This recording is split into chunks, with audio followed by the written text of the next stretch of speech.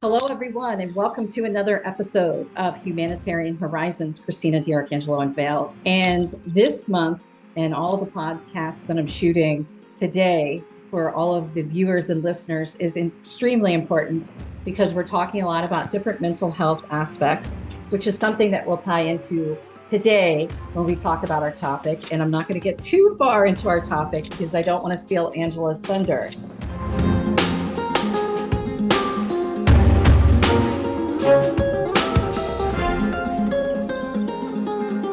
So welcome, Angela. Thank you for joining us today. And why don't you tell us all a little bit about yourself?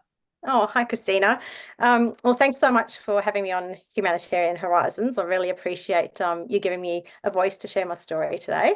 I'm from Australia, actually. I've got a lot of family over in the east coast of America, so we have a little bit in common over there. It's actually about 11:30 over here at night time, but I'm a bit of a night owl because I don't sleep at the moment because of my injury. But a little bit about myself in terms of, so I'm vax injured at the moment, so my life has changed a lot, but my background is, so work-wise, I come from a marketing and communications background. Always, I actually ran my own business for 17 years. I had a marketing and ad agency, so loved that. Started when I was 20 at that stage, so I kind of had to become very professional and senior quite quickly because at a very young age I was, employing staff and supporting staff and things like that, but grew my business. And then, but some large companies used to run a lot of business events to support small business groups to get together and help them grow. I used to do a lot of marketing training for small business to support them in that perspective. My life before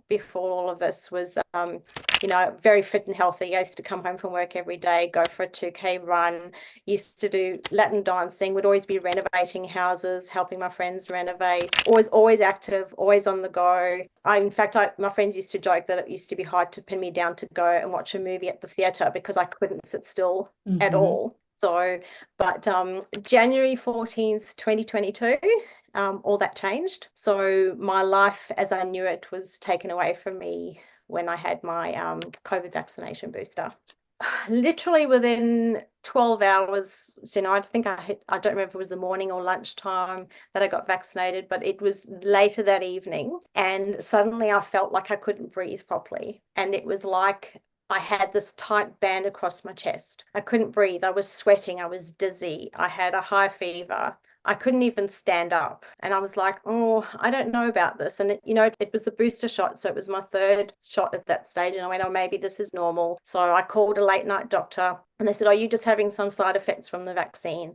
You'll be fine. This is normal. It's quite okay. But by the morning, I almost couldn't stand up. The pain in my chest was so bad. I was crawling like a baby on the floor just to get to the bathroom. And I'm sorry, could I just stop you for a second? You were living by yourself when this was happening in your own home, Yes. correct?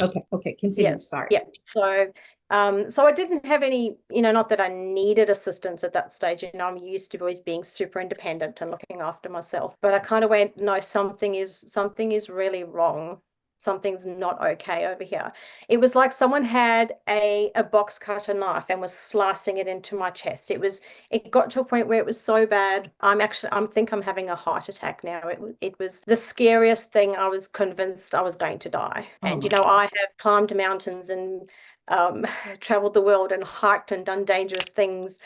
So, it took a lot to scare me. So this was something that really, really scared me. I tried to be strong about it, but eventually I was like, no, I need to go and see a doctor. Something's not okay here. And they basically said, well, we think maybe you've got COVID. Maybe you picked up COVID. So we'll send you for a COVID test. That came back negative, and progressively my symptoms kept getting worse. So within a week, I ended up in hospital. And then that's where all the gaslighting and the mental anguish kind of started, because you end up in hospital. At this stage, it was very, if you talked out about the vaccine or you had a vaccine injury or you said something about the vaccine, people thought you were an anti-vaxxer or a conspiracy theorist. Anyway, ended up in the emergency, and they were like, oh, my dear, maybe it's just anxiety.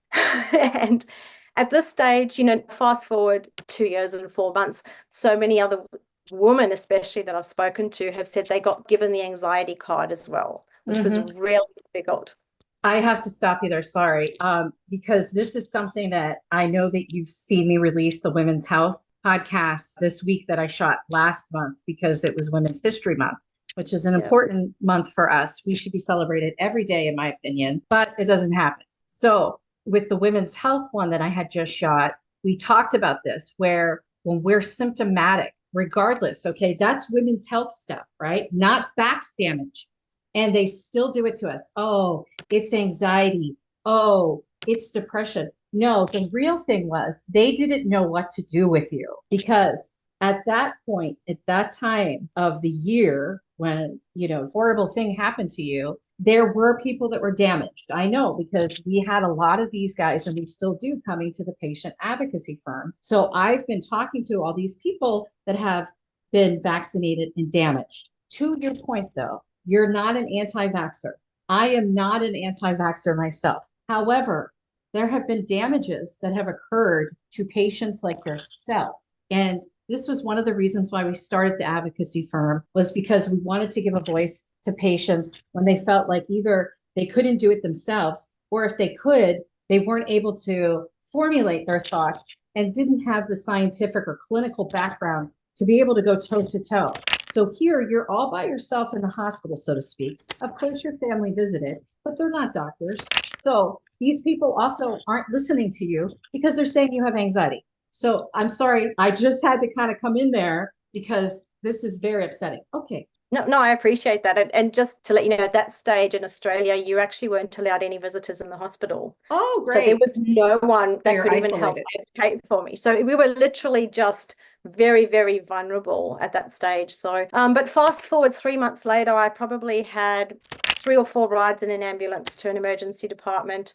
Went to 4 public hospitals, 2 private hospitals on 3 or 4 different occasions, and they kept just turning me away, saying it's just anxiety, giving me painkillers, saying there's nothing wrong with me. Eventually, I stayed overnight at my parents' place because I was so unwell, and I basically collapsed here. My mother's like, no, I'm taking you back to the hospital. And for the first time in 3 months, the doctor actually took me seriously and pulled out her stethoscope and had listened to my chest and said, like, the first doctor in 3 months was going in chest pain into an emergency department. First doctor in 3 months that listened to my chest, and she said, oh, I can hear a pericardial rub. And I said, oh, what's that? And she said, inflammation of your pericardium. And I'm like, no, you still need to explain to me. Like, I have no idea what you're talking Let's about. put it in, regular terms. Yeah. And then eventually she said, no, you've got pericarditis, which for everyone listening and who's not across it is basically an inflammation of the outside sac that your heart sits in. So she said, we need to hospitalize you. So they hospitalized me. I think I was in hospital for about a week. They had me on really strong corticosteroids and some other different medication to try and bring the inflammation down. For anyone who usually gets pericarditis, which is this heart inflammation, it usually resolves in about 6 to 8 weeks. But for those that have acquired it from the vaccine, it actually is an ongoing inflammation that keeps getting re-triggered. So the symptoms came down for a little bit where they were slightly controllable. And then within weeks of being out of hospital, this pain started again. And then it was like every day felt like a heart attack. And they said to me, look, you're in your 40s. If you get these symptoms, come back to hospital because now you're at risk of having a heart attack because you've got this heart inflammation. You're in your 40s, you're female, blah, blah, blah. Anyway, fast forward, I was again in and out of hospital at all this time. And you had to move out of your home. Oh, sorry. Yeah. So at this stage I had, so it was about a month after leaving hospital, and during that time where I was going from hospital to hospital, I had to end up leaving my job. I physically couldn't work. Like even today, to have a shower and wash my hair, or even just to have a shower, I need to lay down for an hour afterwards because it's like my heart is running a marathon at doing the smallest amount of things. Simplest tasks. If I need to go to the grocery store and just get some food and milk and bread and things like that, I can't do anything else for the rest of the day. It's like I have literally gone and run a 10K marathon, and that's what my heart thinks my body's doing. So, but it took about a year later of all these symptoms ongoing, and before another doctor eventually sent me for an MRI scan. And then they discovered I had myocarditis as well, which is the inflammation of the inside of my heart. So at that stage, they went from saying, you have anxiety. So I should probably explain. After they treated me for the first thing of pericarditis, they thought there was nothing else wrong with me. And at that stage, they were like, you just need to get on with your life now. You need to see a psychiatrist. This is just anxiety. You need to let go and move on with your life. And I was convinced there was something else wrong. So the same cardiologist that said to me that I need to see a psychiatrist and get on with my life eventually sent me for the cardiac MRI scan, and they found out that I had this other inflammation in my heart. So she went from saying, you've got anxiety, to phoning me up saying, right, you have myocarditis, and now you need to make sure your heart doesn't go over 100 because you're at risk of having a cardiac arrest. And we need to put you on some other medication. So it's this whole like emotional roller coaster of there's something wrong with you, there's something not wrong with you, there's something wrong with you, something not wrong, you know. And you feel so isolated, right? Because yes, you have your parents, you know, but there's a point where people, and I'm just talking about this generally, and I don't know if this happened to you, but I've seen this happen to patients that we've worked with, even non-patients like yourself, just patients with cancer or autoimmune diseases like I have, right, that are silent diseases. You look at me and you think I'm fine, but I battle every day with my autoimmune diseases. People at a point get tired of hearing about it. And they're, you know what I mean? So then they're not checking on you as much anymore and saying, hey, how are you? How are things? Like, just to have that alert, because it's like every little thing that was happening to you, it's like, oh no, now this is happening, right? I already have the brain fog. I have the heart issues. I can't walk, you know, more than 10 feet. I got to be careful. I've got to wear my watch all the time. So I watch where my heart rate is going because it can't go over 100. That's a lot to deal with. I saw your watch. So yeah. I figured that's why you have it. And it's actually scary, not scary, I should say sad, because next to my bed I have, you know, a pulse oximeter to check my other things. I have a blood pressure cuff to check my blood pressure. I have a another thing that checks for atrial fibrillation. So I've got all these things. So every time my symptoms flare up, I need to kind of weigh up, okay, do I need to go to hospital? Am I going to, you know, risk going there to be gaslit again, or be told it's anxiety, or I try and check myself out at home? Or we already told you that you have these problems and we're dealing with it, rather than just actively listening. This is something that happens all over the world in healthcare, where there isn't any proactivity. I mean, the fact that you first were diagnosed with one cardiac issue, at that time, they should have taken an MRI and double checked everything else while they were at it, right? But they didn't. So here you are months later, you're still symptomatic, it's getting worse. And then they go, oh, you know what? Now it's time to check that MRI because you know what? That anxiety stuff isn't going away. So clearly that can't be the only problem. That's right. And in terms of you talking about the isolation side of things, I should probably say, like, it's very lonely. As much as like my family love me and they're here and they support me, they don't understand.